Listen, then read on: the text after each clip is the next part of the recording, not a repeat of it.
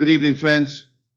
Tonight I want to draw your attention to a truth so simple yet so powerful that once it's grasped, it has the power to reshape your entire existence. It is this: what you focus on, you attract. Every image you sustain, every feeling you nurture, every inner word you repeat, these become the seeds of your tomorrow. The world you see around you is not separate from you. It is your reflection, your echo, your mirror. And the moment you understand this, you step into your true authority. Let us walk together through 10 steps that reveal how focus becomes attraction, and attraction becomes reality. 1. Awareness of thought. My friends, the first and most essential step is awareness. You cannot transform what you are unwilling to observe. You cannot shift the course of your life if you do not first notice the direction of your own thoughts. So tonight, let us begin here by becoming aware of the mind's ceaseless activity.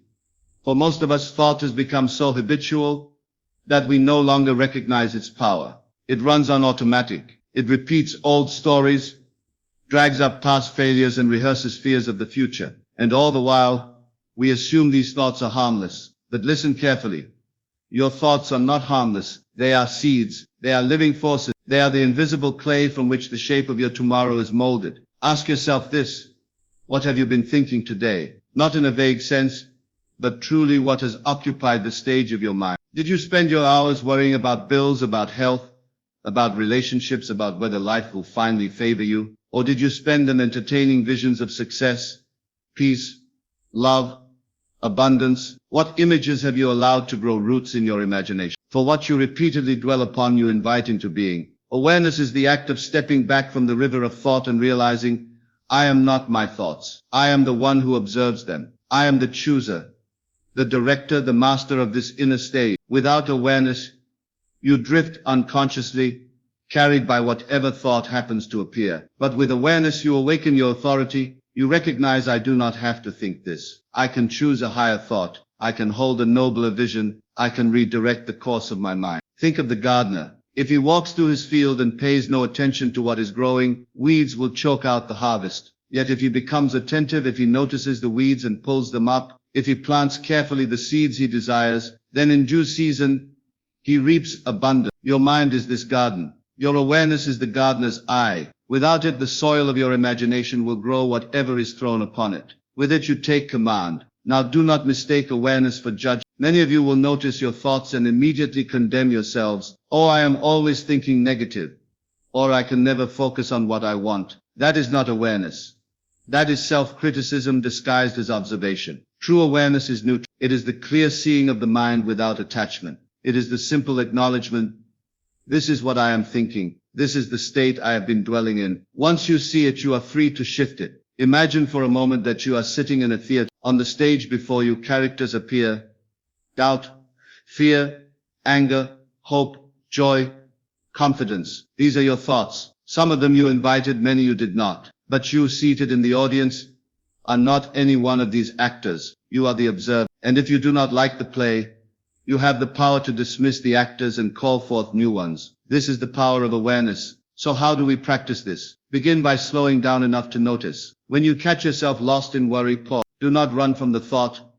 Do not fight it, simply observe it. See it for what it is, an idea, a picture, a vibration passing through your mind. Ask yourself, do I want this to take root? Do I want this to become flesh in my world? If the answer is no, release. Turn your focus gently but firmly toward the vision you would prefer. Some of you may say, but my thoughts are too fast, too loud, too restless. I cannot control them. Listen carefully.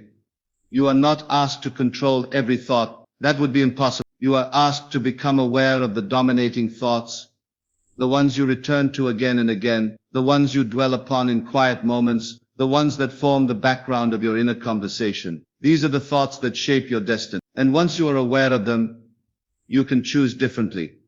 Awareness is not a single act, but a continual practice. Day after day, moment by moment, you watch the mind and guide it. Just as a captain steers his ship upon the sea, making small corrections along the way, so too must you steer your thought. And though it may drift off course, awareness brings it back. Again and again, gently but persistently, you guide the mind toward the vision of what you desire. Now I must tell you something crucial. Awareness alone does not transform, but without awareness, transformation is impossible. You cannot feel the reality of your desire if you are unconscious of your current state. You cannot dwell in the end if you do not realize you have been dwelling in fear. Awareness is the doorway. It is the awakening of choice. So tonight I urge you to make a sacred commitment, to watch your thoughts, to notice your states, to become a witness of the inner life. Do not be frightened by what you find. Some of you will discover long-held patterns of doubt.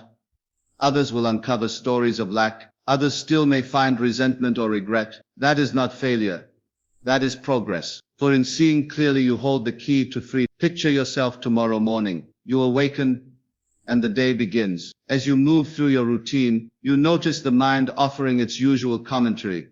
This is hard, or this will never work, or perhaps I am tired, I am stuck. In that very moment you pause, you smile inwardly, and you say, I see you, but I am free to choose again. And then you gently replace the thought with a new one. I am capable, I am guided, I am moving toward my vision. Do you see how awareness gives birth to choice? Without it, you are trapped. With it, you are free. Let me remind you, the outer world is not the cause, but the reflection. If you look around and see lack, limitation, or struggle, do not be discouraged. This is simply the mirror of yesterday's thoughts. Change the thought today, and the reflection must follow. It is law. It cannot be otherwise. And so awareness is not a burden.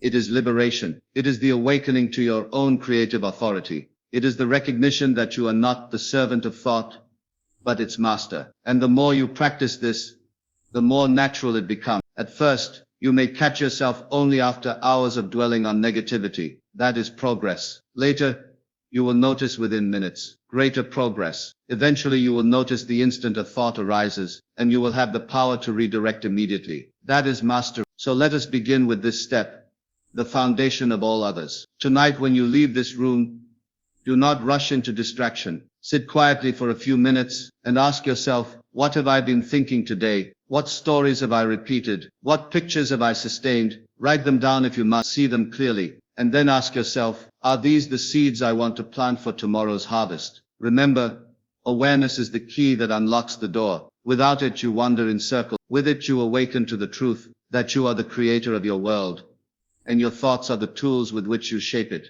Awaken then, watch carefully, choose wisely. For what you focus on, you attract, and it all begins with awareness. Choosing the image. My friends, once you have become aware of your thoughts, once you have seen clearly the direction in which your mind has been drifting, the next step is this: choosing the image. You see, awareness without choice leaves you standing at the crossroads with no direction. It is as if you have awakened in a vast field, but refuse to plant a seed. Awareness shows you what has been, but choice decides what shall be. And the truth is this: you must choose, or life will choose for you.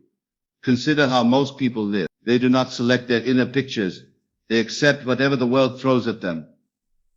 A newspaper headline paints a picture of fear, and they absorb it.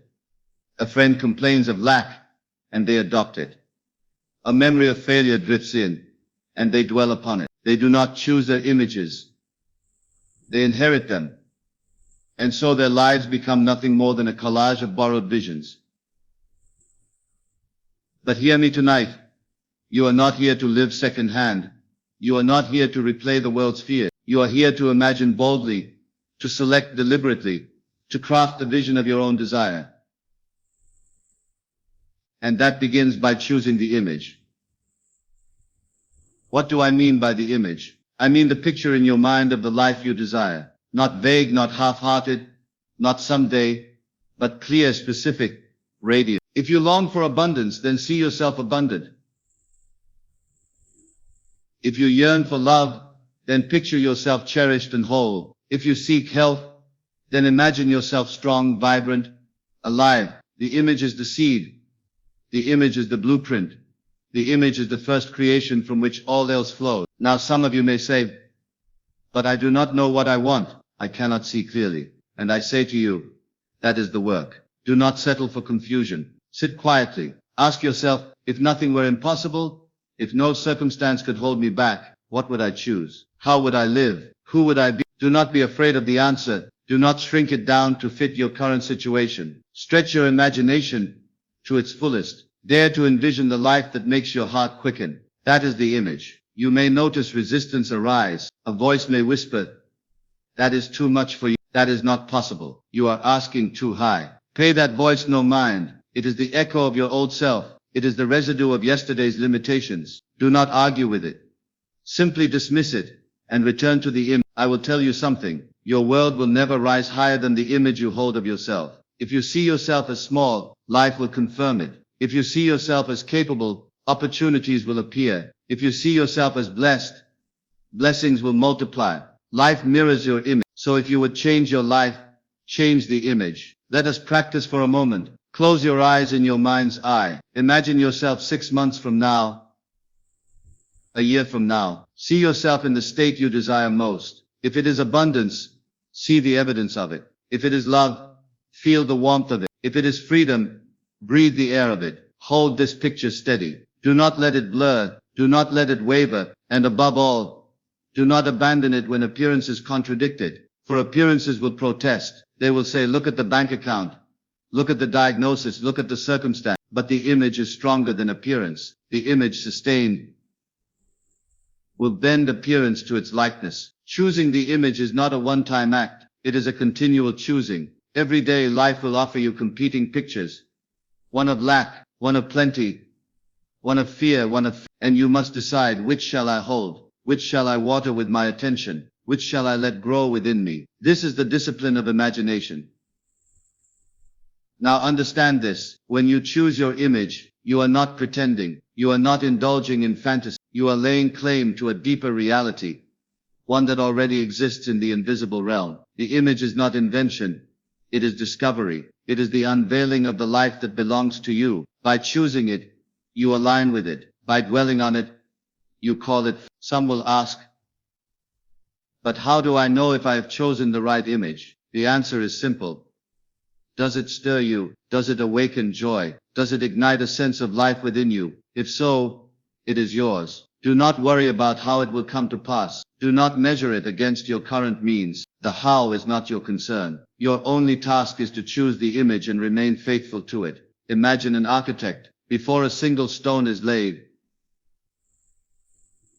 he draws a blueprint. The blueprint is the image. It does not matter if the land is barren, if the resources seem lacking. The image comes first. Only after the image is chosen does the construction begin. Your life is no different. Do not wait until conditions are favorable to choose your image. Choose now, and conditions will reshape themselves to fit. But hear me.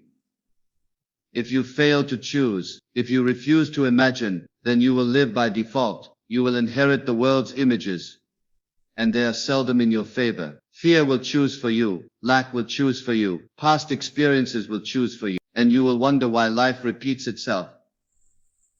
Why nothing changes.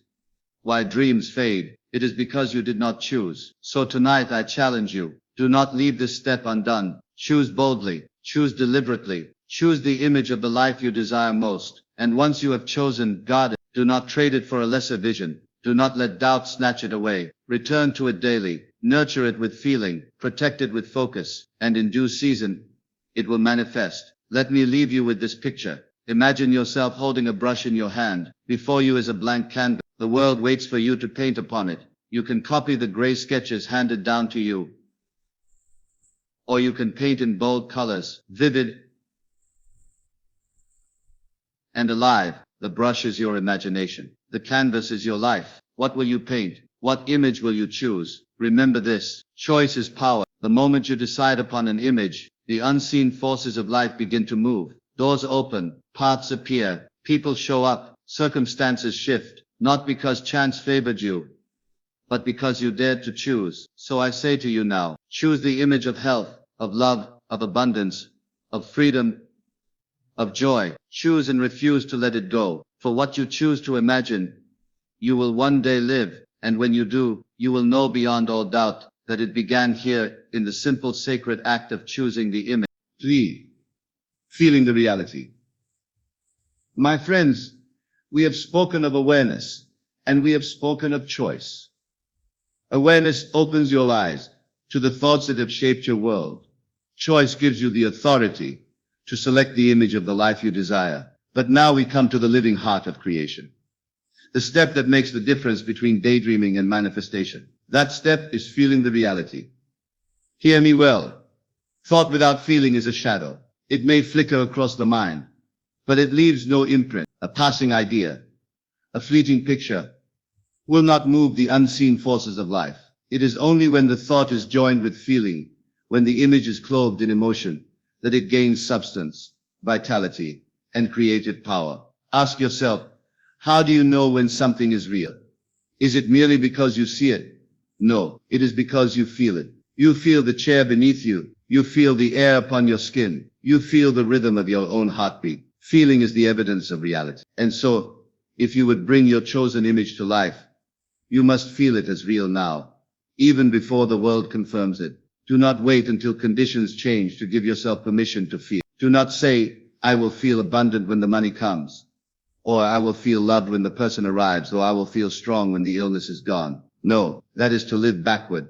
That is to make yourself a servant of appearances. Instead, you must claim the feeling now. You must wear the state as though it were already accomplished. I tell you plainly, the secret is to assume the feeling of the wish fulfilled. What does it feel like to be the person you long to be? What does it feel like to live the life you desire? Do not describe it in words, enter it in sensation. Feel the confidence, the relief, the joy, the peace. Let those feelings fill your body as though they were already present. This is not pretense.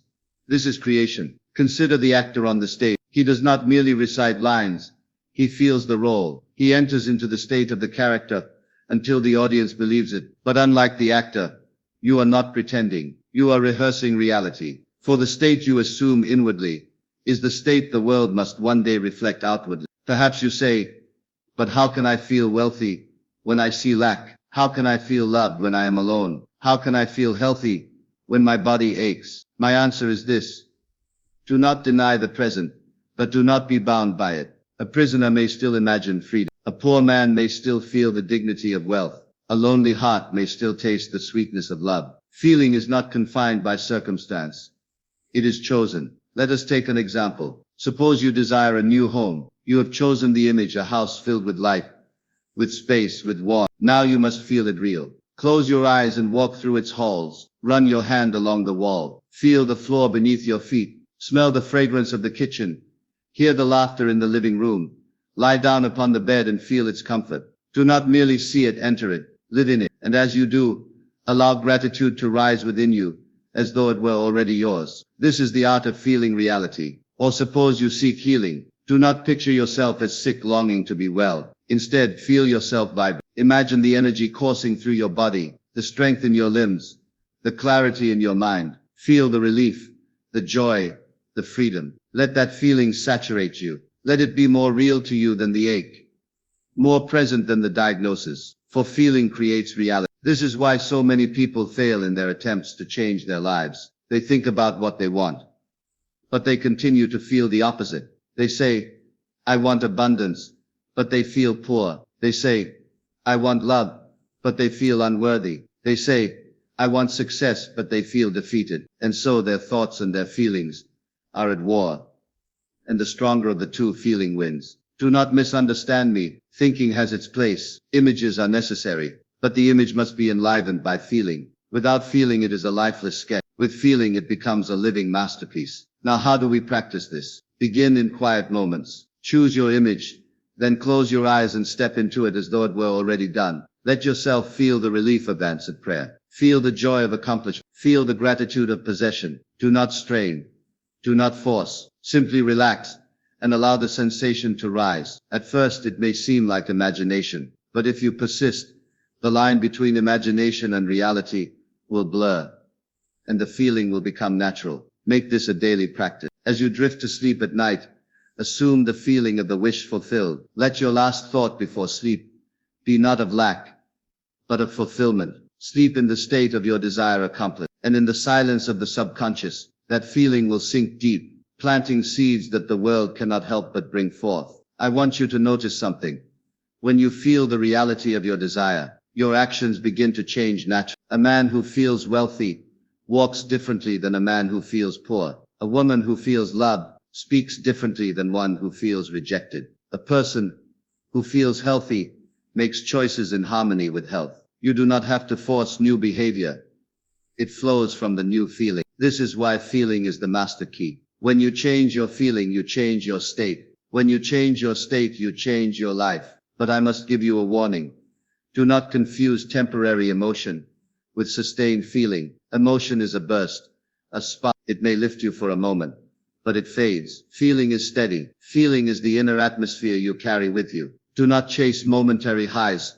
Cultivate a lasting inner climate. Let the feeling of fulfillment become your resting place. So let us review. First, you become aware of your thought. Then you choose the image of your desire, and now you feel it as real. These 3 steps form the foundation of creation. They are simple, but do not mistake simplicity for weakness. They are the most powerful tools you possess. Imagine what your life would be if from this night forward, you trained yourself to feel the reality of your desires. Imagine the doors that would open, the burdens that would lift, the joy that would flood in. For life cannot resist the pull of a sustained feeling. It must reflect it. It must bow to it. It must give form to it. So I leave you with this challenge. Tonight, before you close your eyes, choose one desire. Just one. Form the image, and then assume the feeling. Sleep in it, wake in it, walk in it, and watch as the world begins to rearrange itself in harmony with the feeling you have chosen. Remember, thought shows the way, but feeling builds the bridge. And when you feel the reality of your desire, you are no longer waiting. You are living it now, and what you live inwardly must, by law, take shape outwardly. Feel it, my friends. Feel it now, for feeling is the secret. For the inner conversation, my friends, we have reached the most powerful step, one that quietly shapes the course of your destiny each and every day. It is the step of the inner conversation. You see, every moment of your waking life, you are talking to yourself, sometimes aloud, but most often silently, beneath the surface. A constant stream of dialogue flows within you. It comments on what you see. It judges what you hear. It remembers the past and anticipates the future. And though most people are barely aware of it, this inner conversation is the author of their experience. Think of it. You may speak a few thousand words aloud in a day, but you speak tens of thousands inwardly. You may share a handful of sentences with others, but you share an endless monologue with yourself. And that monologue does not vanish into air. It takes root in the subconscious, and from there it fashions your world. Ask yourself honestly, what is the tone of your inner conversation? Do you encourage yourself, or do you scold yourself? Do you rehearse success, or do you rehearse failure?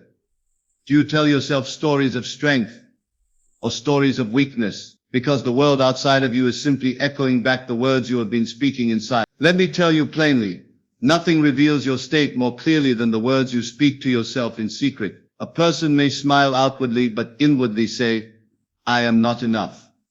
They may declare confidence in public, but inwardly whisper, I will fail again. The world, being no respecter of appearances, responds not to the mask, but to the inner voice. Now here is the liberating truth. Your inner conversation is not fixed. It is not imposed upon you. It is chosen. And the moment you realize this, you hold in your hands the power to rewrite the story of your life. Suppose you desire success. If in your inner world you are constantly saying, I never make it, or things always fall apart, then no matter how hard you strive outwardly, your inner conversation will sabotage you. But if you begin to speak within yourself as one who already succeeds, I always rise to the occasion, I am guided, I am favored, I accomplish with ease, then your subconscious will accept this script, and your world will conform to it. The same is true for love. If your inner conversation is no one ever stays, no one ever loves me, then you are rehearsing rejection and life will echo it. But if you dare to change the script, I am cherished, I am chosen, I am surrounded by love, then that will become the vibration you project, and life will echo that instead. So let us practice. The next time you catch yourself speaking words of defeat within, do not condemn yourself. Simply pause and replace the line. Instead of I cannot, say, I can. Instead of it never works, say, it always works in my favor. Instead of I am forgotten, say, I am remembered and valued. Change the script, and you change the play. I want you to understand something vital.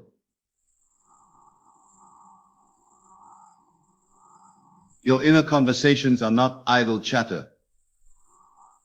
They are creative acts. Every word spoken within is a command to the subconscious. Every phrase repeated is a seed planted, and the subconscious, being fertile and obedient, does not argue, it simply brings forth according to the word it has received. If you doubt me, reflect on your own life. Think back to the phrases you have repeated inwardly over the years. Do you not see them reflected outwardly? The person who always said within, I am unlucky, finds themselves in endless misfortune. The one who always whispered, I am blessed, discovers doors opening at every turn. The pattern is exact. The world listens to your inner speech. And so if you would transform your world, begin by transforming your conversation. Become attentive to the words you speak inside. Notice the tone, the rhythm, the repetition, and then with deliberate intent, replace them with words aligned to your chosen image. Do not underestimate the power of repetition. At first, the new phrases may feel strange. Saying within, I am successful, when you feel failure may seem false. Whispering,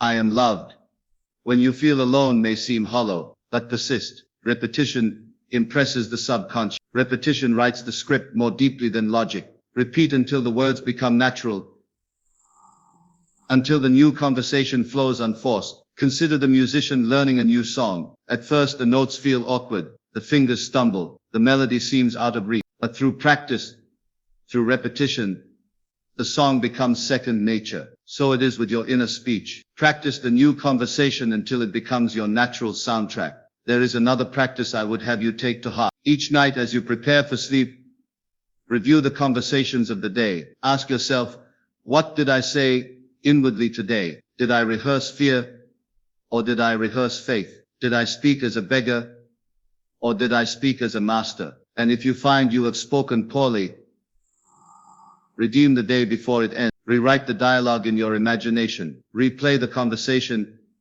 as you wish it had been. In this way, you cleanse the mind before sleep and plant fresh seeds for tomorrow. Do not believe for a moment that this is too simple to be effective. It is the simplest things that are most profound. Your life today is proof of your inner words of yesterday, and your life tomorrow will be proof of the words you speak today. Let us go deeper. Imagine for a moment that your inner conversations are being broadcast aloud. Imagine that every word you say within is heard by all. Would you still speak them? Would you be proud of them, or would you be ashamed? This thought experiment reveals much. If you would not want others to hear it, why allow yourself to hear it? For the one most affected by your words is you. Some of you may wonder,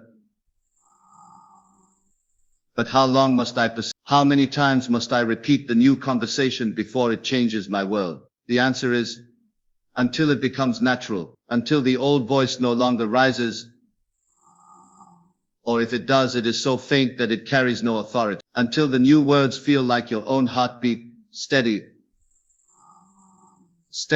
unquestioned, automatic. And what a joy it is when that shift occurs. One day, without effort, you will notice yourself saying inwardly, of course I succeed, or I always meet the right people, or I am deeply loved. And in that moment you will know the world is about to confirm it, for the inner word has taken root. So tonight let us commit to mastering this step. Let us no longer treat our inner speech as idle. Let us treat it as sacred. Let us choose our words with care, as one who knows they will become flesh. And let us persist until our inner conversation is in perfect harmony with the image of the life we desire. For in the end, you do not get what you want.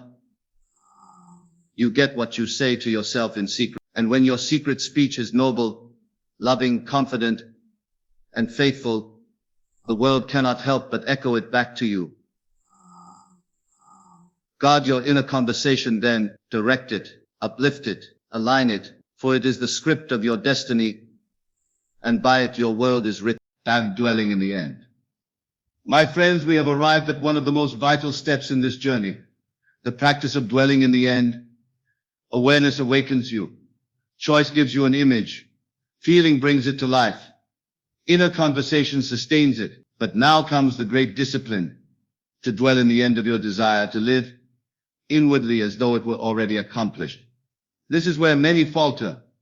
They see their desire, but they keep it at arm's length. They imagine it as something to come someday far off. They say, I hope it happens, or I am waiting for it, and so they postpone it endlessly.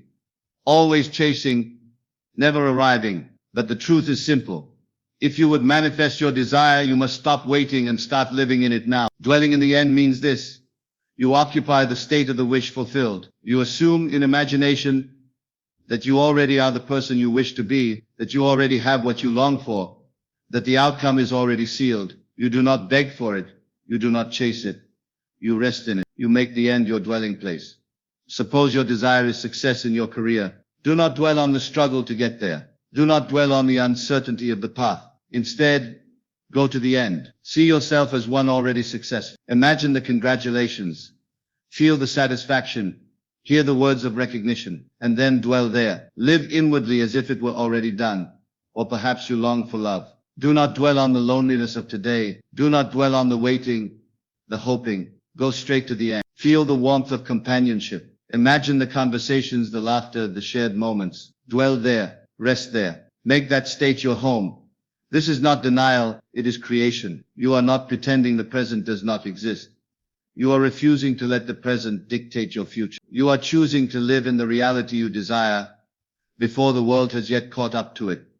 Let me remind you, imagination is the preview of life's coming attractions. What you dwell upon inwardly is what must take form outwardly. So if you spend your days dwelling on lack, you are rehearsing more lack. If you dwell on fear, you are rehearsing more fear. But if you dwell on the end of your desire fulfilled, you are rehearsing the very state that will one day be yours. In fact, the secret is persistence. It is not enough to visit the end for a moment and then return to worry. You must dwell there. Make it your inner address. Whenever the mind wanders back to doubt or fear, gently guide it home to the end. Say to yourself, I already am. I already have. It is already done. And in time, this state becomes natural, and the world must bow to it.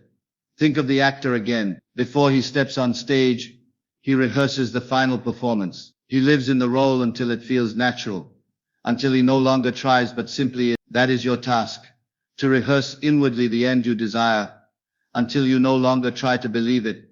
It becomes your natural assumption. Perhaps you wonder, but if I dwell in the end, am I not deceiving myself? No, you are declaring a higher truth. The unseen is no less real than the seed. The seed in the soil is invisible, but it is real, and in time it becomes visible. So too with your desire. Dwelling in the end is not self-deception. It is self-creation. Do not ask how it will come. Do not trace the steps. The how is not your work. Life has infinite ways to bring about your desire. Your work is only to remain faithful to the end. Rest there. Trust there. Live there. I must tell you, the world will tempt you to abandon this practice. Appearances will shout, it is not working. Nothing has changed. Circumstances will insist. See, the old reality still rules. But remember this, appearances are delayed. They are the echo of yesterday's dwelling. Persist in the end today, and tomorrow must mirror it.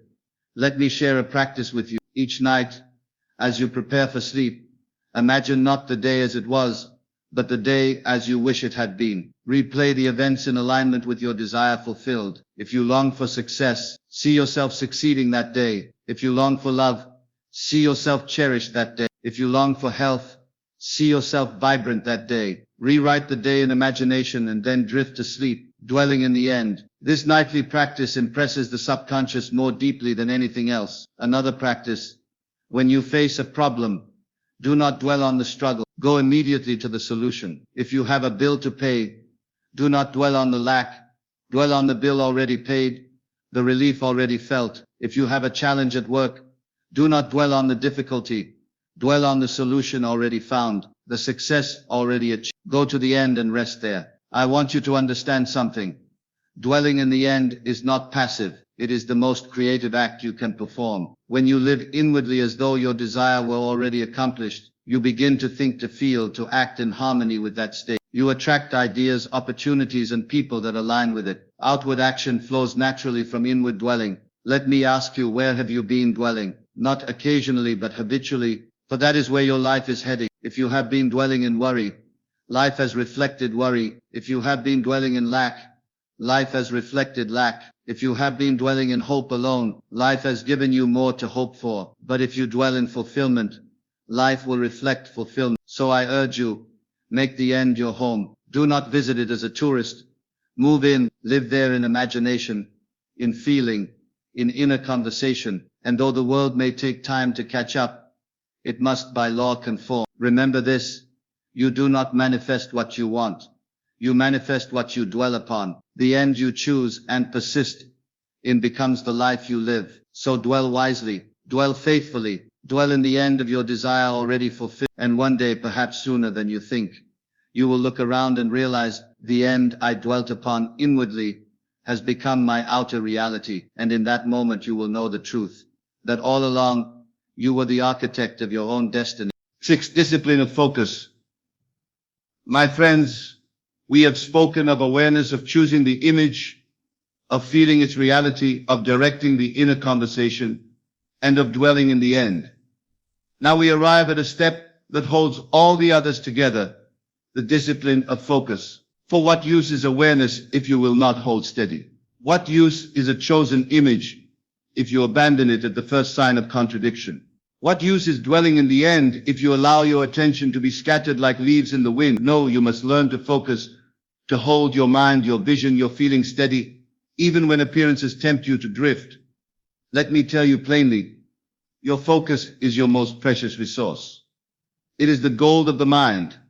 Where your focus goes, energy flows. Where energy flows, reality grows. And yet most people squander this treasure. They scatter it on distractions, on worries, on things they do not want, and then wonder why life does not favor them. But the disciplined soul learns to gather focus, to direct it like a beam of light, to keep it unwavering until it burns through all obstacles. Think of the magnifying glass. The sun's light, scattered, warms gently, but when gathered through the lens, it ignites fire. So it is with your focus. Scattered thought warms nothing. Focused thought ignites creation. But let me be clear. Discipline does not mean strain. It does not mean you clench your mind until it aches. Discipline means devotion. It means returning gently but firmly again and again to your chosen vision. Your mind will wander. That is its habit. But each time you notice, you bring it back, not in frustration but in faith. And in this repeated returning lies the secret of discipline. Imagine a river. Left to itself, it meanders. But when channeled, it generates power. Your thoughts are the river. Your discipline is the channel. Without discipline, the river floods aimlessly. With discipline, it turns turbines and lights cities. Now let us consider how distraction arises. The world is loud with competing voices. Circumstances shout, appearances demand attention, doubts whisper, fears cry out, and your mind, if undisciplined, runs after each one. But you must learn to say no. I will not be ruled by appearances. I will not be governed by fear. I return to my vision. I hold my focus on the end. Some of you may say, but what if my mind wanders 100 times in an hour? Then return 100 times. That is discipline. Do not despise the wandering. Each return strengthens the muscle of focus. Over time, the wandering grows less, and the focus grows stronger. Let me offer you a practice. Each day, set aside moments of stillness. Close your eyes. Picture your chosen image. Feel it real, and then hold your mind there. If it drifts, bring it back. If it protests, quiet it with faith. 5 minutes of focused vision is worth more than hours of scattered wishing. Another practice. Throughout the day, when you notice yourself lost in worry or distraction, pause. Ask yourself, where is my focus now? Is it on lack or on fulfillment? Is it on fear or on faith? And then deliberately shift. Redirect the beam of your attention to your chosen image. Do this often enough, and focus becomes second nature. Let us speak of temptation. There will be times when appearances seem so strong that they demand your attention. Perhaps the bill arrives, the diagnosis is given, the door is shut. In that moment, the old self wants to cry, see, it is hopeless. But the disciplined self says, this is only shadow, the truth is my vision. I dwell in the end. And in that moment of choice, you either feed the shadow or feed the vision. Discipline chooses the vision. Discipline also means guarding against idle focus. How many spend hours each day focused on news, gossip, complaints, fears, things they do not wish to experience, and then they wonder why their lives are filled with the very things they despise. Whatever you give sustained attention to, you invite into your world. So be vigilant. Ask yourself, is this thought worthy of my focus? Does this image serve my desire? Does this feeling align with my chosen end? If not, release it. Your focus is too precious to waste. But do not mistake discipline for rigidity. Discipline is not cold or joyless. It is joyous, for it keeps you aligned with your highest vision. Think of the dancer practicing her art. Her discipline is not drudgery. It is devotion. It is her love for the dance expressed in practice. So too, your discipline of focus is your devotion to your desire. It is your love for the life you have chosen, expressed in the daily act of attention. You may ask, how long must I keep this focus? The answer is simple: until it manifests. And once it manifests, your focus naturally shifts to new visions, higher ends. Life is a continual unfolding. Discipline does not end. It deepens. I want you to notice something.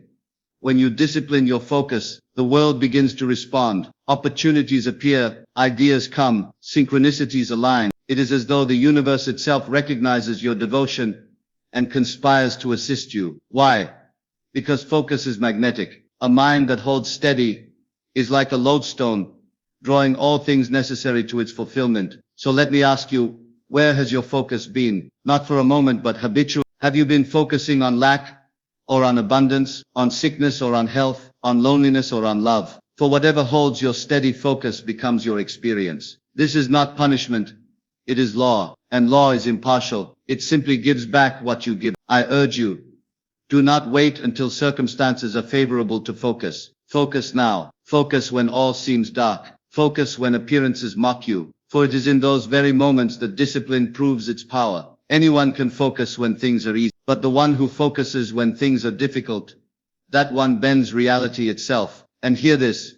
Focus is not only about what you hold in mind, but what you refuse to hold. The disciplined soul says no as often as yes. No to fear, no to doubt, no to distraction, yes only to the image of the end fulfilled. Your power lies as much in what you exclude as in what you embrace. So let us commit to this discipline. Let us value our focus as the treasure it is. Let us guard it from waste, from fear, from distraction. Let us direct it with devotion, with persistence, with faith, and let us hold it steady until the vision becomes flesh. For in the end, discipline of focus is not a burden.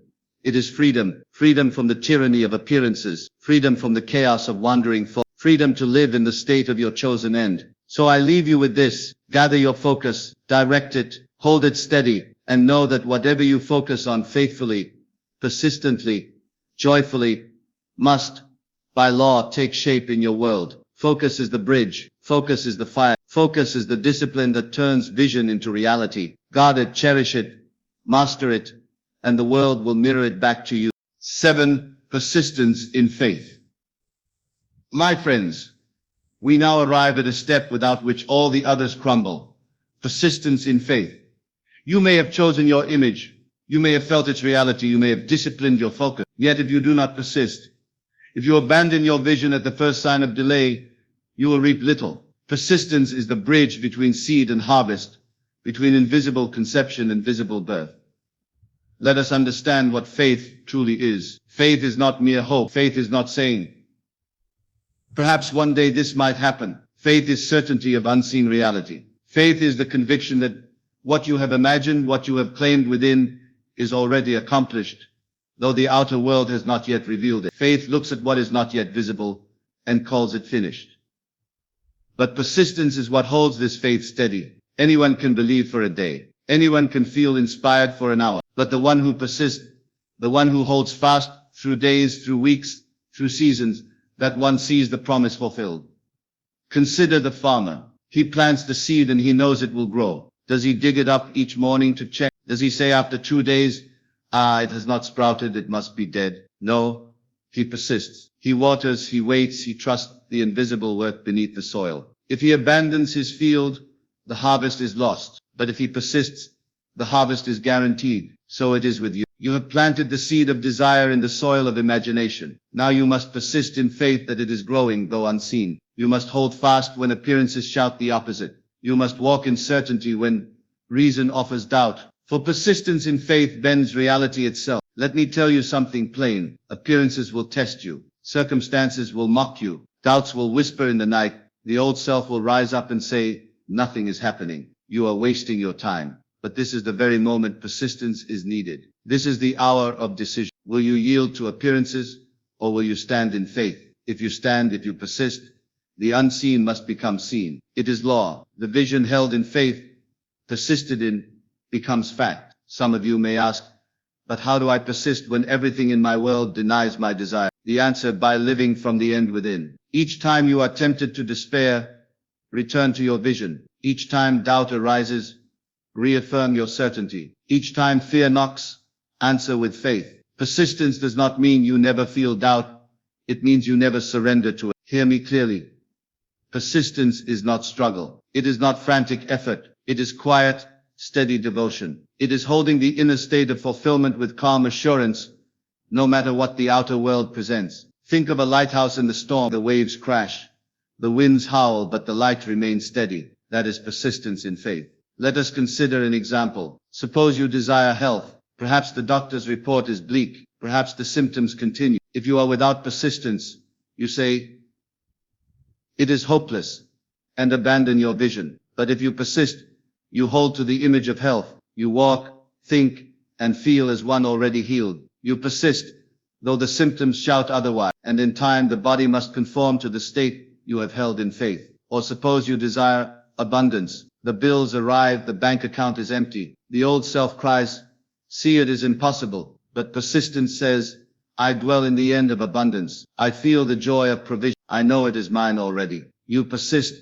despite appearances, and soon opportunities align, resources flow, doors open. Why? Because persistence in faith refuses to release the vision. I want you to understand the delay between vision and manifestation is not denial. It is gestation. The seed needs time to grow. The unseen needs time to take form. And your role in that time is to persist, to wait not in anxiety but in assurance, to endure not with fear but with joy. For persistence is not grim. It is triumphant. Some of you abandon your vision too soon. You give up on the brink of breakthrough, like a miner who quits digging when only one strike remains before gold. Do not let that be you. Persist. Hold fast. Continue in faith until the end appears. How then do we strengthen persistence? Through daily practice of the end. Each morning, awaken with your vision. Each night, fall asleep in its fulfillment. Throughout the day, recall it, dwell in it, feel it. The more you return, the stronger your persistence becomes, and soon faith becomes natural, unshakable. Another way: surround yourself with reminders of your vision. Write it, speak it, imagine it often, not in desperation, but in joy. For what you frequently return to becomes your dwelling place. And remember, persistence is not measured by time but by quality. One moment of pure faith, repeated often, outweighs hours of fearful wandering. Persist not in quantity of thought, but in consistency of state. Now let us address discouragement. You may say, I have persisted for weeks, for months, and still nothing has appeared. But I ask you, have you truly persisted, or have you wavered? Did you hold fast unwaveringly, or did you return to doubt each time circumstances opposed you? For persistence means you do not uproot your seed. You do not shift from faith to fear, from certainty to doubt, back and forth. You remain steady. And when you remain steady, manifestation is certain, even if time passes, even if all evidence denies it. Persist. For faith transcends time. The moment you surrender, you delay the harvest. The moment you persist, you hasten. I tell you this, persistence in faith is the mark of mastery. Anyone can believe when results are visible, but the one who persists when there is no sign, when the night is long and the evidence scarce, that one becomes a creator of reality. So what is persistence? Truly, it is loyalty to your vision. It is fidelity to your desire. It is faithfulness to the unseen reality you have chosen. Just as one remains faithful to a beloved, so you remain faithful to your vision. No matter what the world says, persistence is the anchor that holds the ship steady in the storm. Persistence is the flame that does not die though the winds rage. Persistence is the song you sing in the night, knowing the dawn will come. So my friends, let us commit to persistence in faith. Let us not be fair weather believers who abandon the vision when clouds gather. Let us be steadfast, immovable, unwavering. Let us persist until the unseen becomes seen, until the invisible takes form, until the desire becomes flesh. For in truth, The moment you persist, the result is guaranteed. The end is certain. It must come, not because of luck, not because of chance, but because faith persisted, is law fulfilled. So I leave you with this. When appearances oppose you, persist. When doubts whisper, persist. When delay stretches long, persist. And know that every act of persistence is a declaration of mastery. For persistence in faith is the power that transforms vision into fact, desire into reality, imagination into experience. Persist, and you will see. Persist, and you will know. Persist, and your world will be remade. 8. Gratitude in advance. My beloved friends, we now arrive at a step that carries a fragrance unlike any other. Gratitude in advance. If persistence in faith is the root that holds the seed steady in the soil, then gratitude is the sunlight that nourishes it to bloom. Gratitude is not something reserved for the end of the journey after results appear. No, gratitude is the power that brings the result. Gratitude in advance is the highest declaration of faith. Think of it when you give thanks for something before it is visible. You are saying, I know it is already mine. You are affirming that the unseen is as real to you as the seen. Gratitude in advance is not empty words, it is a state of being, a vibration that calls forth the reality you have chosen. So many live in the opposite way. They say, I will give thanks when it arrives. I will celebrate once I see proof. But this is not faith, it is sight. Anyone can rejoice after the fact, but the Creator rejoices before. The Creator knows the act of thanksgiving is what makes the unseen become seen. Gratitude in advance shifts your entire state. It dissolves doubt, it softens fear.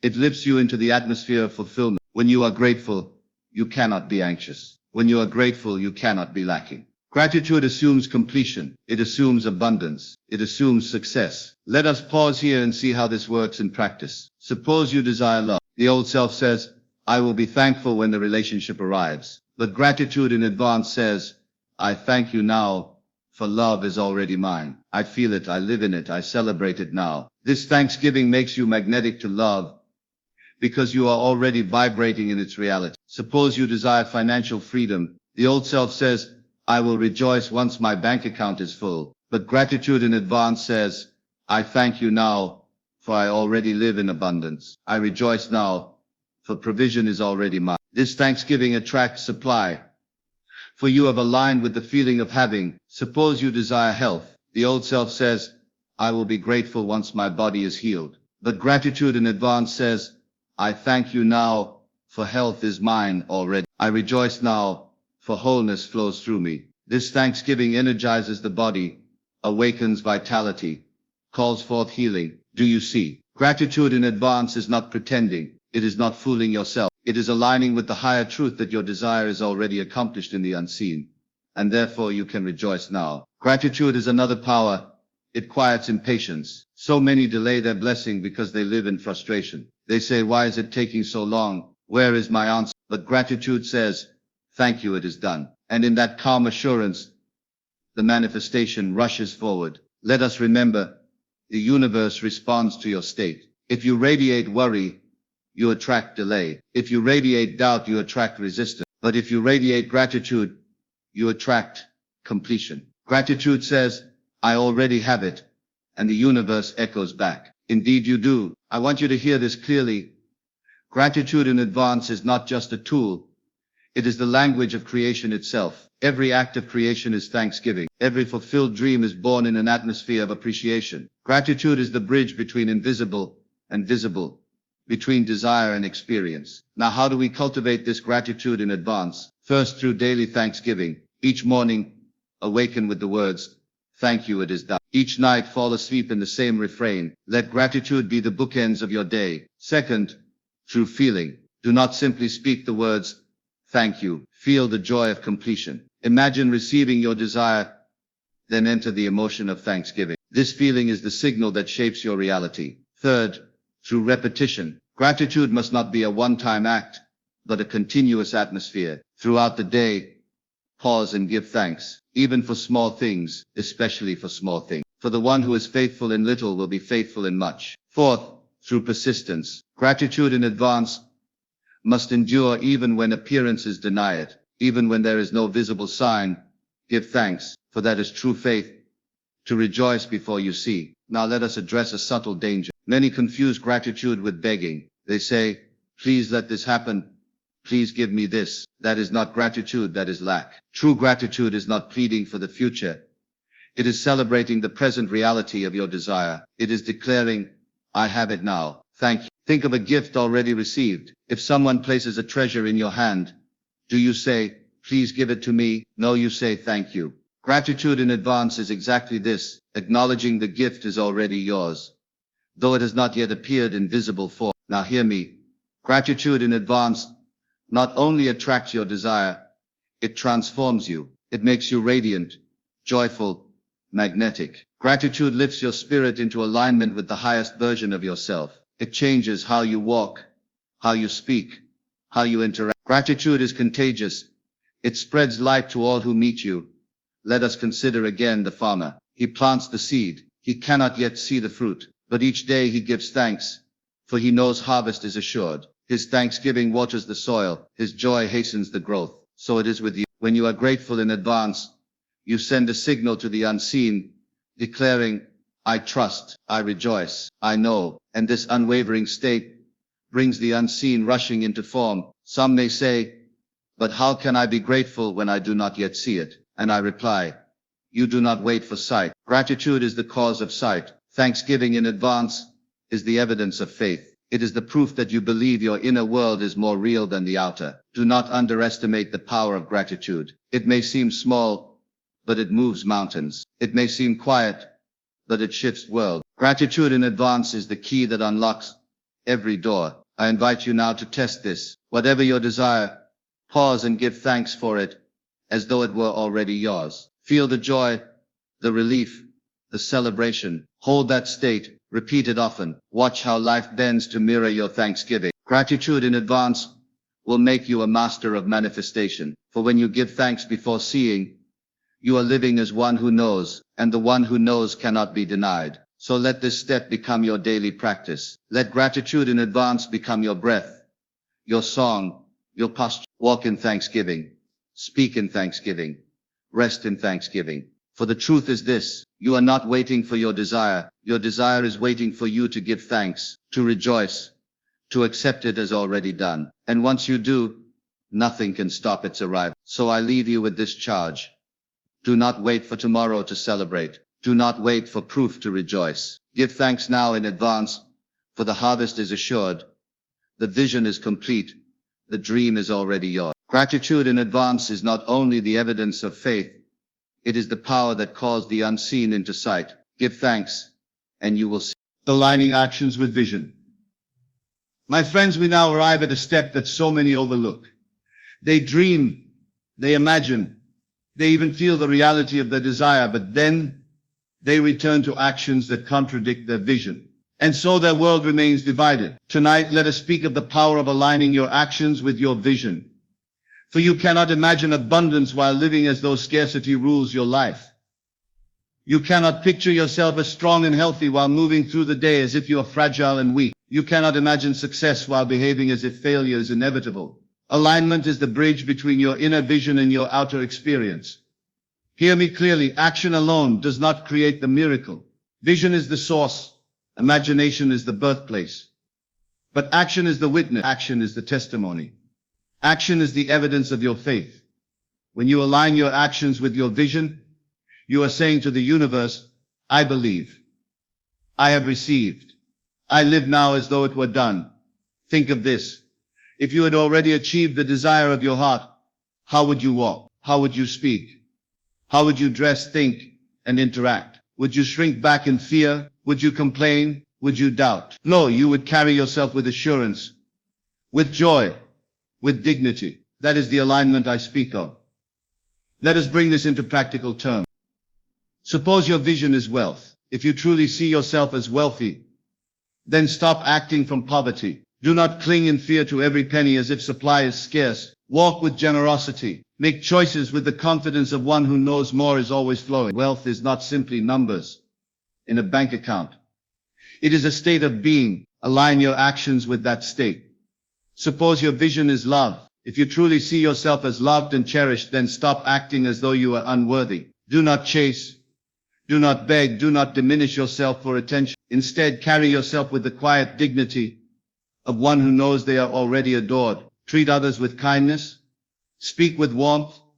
Radiate joy, and love will be drawn to you because you are already embodying it. Suppose your vision is health. If you truly see yourself as whole, then stop living as though sickness defines you. Speak words of strength.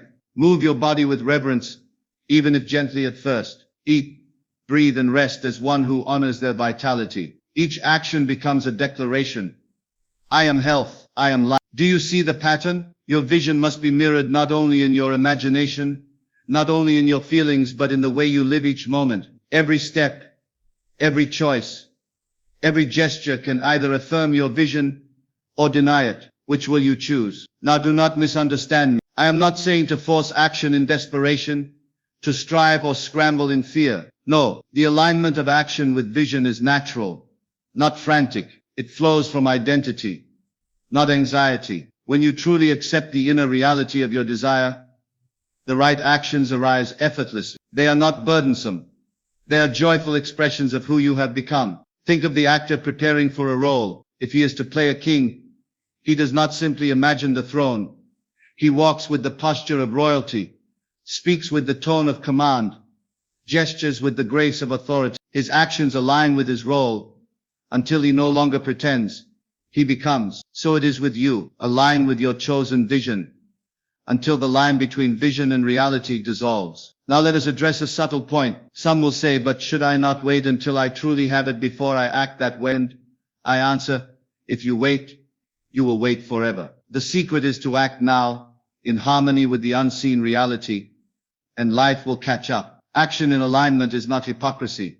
It is prophecy. It is the declaration that your inner world is already true, and soon the outer will confirm it. Consider the story of the man who desired to be a successful speaker. Each day he imagined the applause of the crowd, the warmth of the lights, the sound of his own confident voice. But if he had never spoken, if he had hidden in silence, his vision would remain locked within. Instead, he began to act in alignment. He spoke to a few as though they were many. He spoke in small rooms, as though they were great halls. He carried himself not as a beginner, but as one already established. Soon his outer world mirrored his inner world, and the crowds appeared. Or consider the woman who longed for health. She imagined her body strong, vibrant, full of energy. But if she had continued in the habits of weakness, her vision would wither. Instead, she chose to act in harmony with her vision. She rose each day and moved her body not in despair but in joy. She nourished herself not in punishment, but in celebration. And soon her body aligned with her imagination. Every action is a vote for your vision or against it. Every choice whispers either I believe or I doubt. Which whispers are you giving to life each day? Now some will say, but I feel foolish acting as if I already have it when I do not. And I say, you are not acting as if you are acting, because it is true. The unseen is more real than the seen. You are aligning not with fantasy, but with reality at a higher level. What feels foolish to the world is wisdom to the Creator. Hear this. Alignment of action with vision will make you magnetic. Opportunities will appear. Doors will open. People will sense your certainty and respond to it. Life cannot resist one who acts as though they already are, for in truth they already are. But there is a warning here too. If your actions contradict your vision, you send mixed signals. You imagine wealth, but act in fear. You imagine love, but act in desperation. You imagine health, but act in neglect. And the universe echoes back that confusion. Do not sabotage your vision with actions that deny it. Let us then decide no more divided living, no more separation between imagination and behavior. From this night forward, let every step, every word, every choice flow in harmony with your chosen vision. If you desire to be a leader, speak with authority now. If you desire to be abundant, act with generosity now. If you desire to be loved, treat yourself with love now. If you desire to be healthy, honor your body now. Do not wait. Be now. This is not mere psychology. It is spiritual law. You cannot dwell in one state within and express another without. Soon or late they must harmonize. So why not choose harmony now? When your actions align with your vision, you embody your desire. And when you embody it, the world cannot deny it. It rushes to meet you because it recognizes you. So I ask you tonight, what vision have you chosen? And what action today can you take to align with it? Do not say, someday. Do not say, when it arrives, choose now, align now, live now. For in the end, alignment of action with vision is not about doing, it is about being. It is living as the person who already possesses the life you desire. It is stepping into your role fully, confidently, joyfully. And once you do, you will discover a great secret. The world does not resist the one who is aligned. The world bows to the one who has become. So let this step be your call tonight. Align your actions with your vision. Walk as the person you have chosen to be. Live in harmony with the end you have imagined. And watch as surely as night follows day, the outer world reflects back the truth you have embodied within. 10. Becoming the attraction. My friends, tonight we arrive at the culmination, the final step in this journey. We have spoken of awareness, of choosing the image, of feeling, of inner conversation, of dwelling in the end, of discipline, persistence, gratitude, and alignment. Each step has built upon the other, preparing you for this moment. And this moment is the greatest of all. For now you see that you do not merely attract, you become. Hear this clearly. Attraction is not something you do, it is something you are. You do not chase what you desire. You do not strain to pull it in with effort. You become so deeply one with it in your mind, in your feeling, in your action, that the world has no choice but to reflect it. The magnet does not chase the iron. It simply is, and all that is like it comes rushing forth. So it is with you. Let us pause and recognize the truth. All this time perhaps you thought of attraction as pulling something outside of you into your experience. You thought of it as summoning, as calling, as drawing in. But in truth nothing is outside you. The world you see is the mirror of your state of being. You do not draw it in. You awaken to it because it was already present within you. Becoming the attraction means embodying the state of the one who already possesses. It is the end of striving, the end of waiting, the end of asking when will it come. Instead you rise into the knowing. I am it, I am that, I am already the embodiment of the life I have chosen. When you become, you do not need to convince anyone. You do not need to argue, to prove, to plead. People feel it. Life itself feels it. You radiate a certainty that cannot be faked, cannot be imitated. And that radiation is the true force of attraction. Think of the sun. The sun does not plead for the planets to orbit around it. The sun simply shines, radiates, and the planets are held in its presence. So it is with you. Become radiant in your chosen state, and the conditions of your life orbit around you in harmony. Now let us go deeper. To become the attraction, you must dissolve the old identity. You cannot be both the seeker and the finder, both the beggar and the wealthy, both the unloved and the beloved. Choose your identity and wear it fully. If you desire success, stop living as the one who is always struggling. If you desire love, stop living as the one who is always overlooked. If you desire health, stop living as the one who is broken. Let the old identity fall away and rise as the new. Becoming is not pretending. It is not play acting. It is acceptance. It is surrender to the truth of who you are in the higher dimension of imagination. It is letting go of the lower story and embracing the higher one. And once you accept it, it will harden into fact in your outer world. Now some will say, but if I simply become, what about effort? Do I do nothing at all? And I tell you, when you become, your actions flow naturally without strain. The river does not struggle to reach the sea.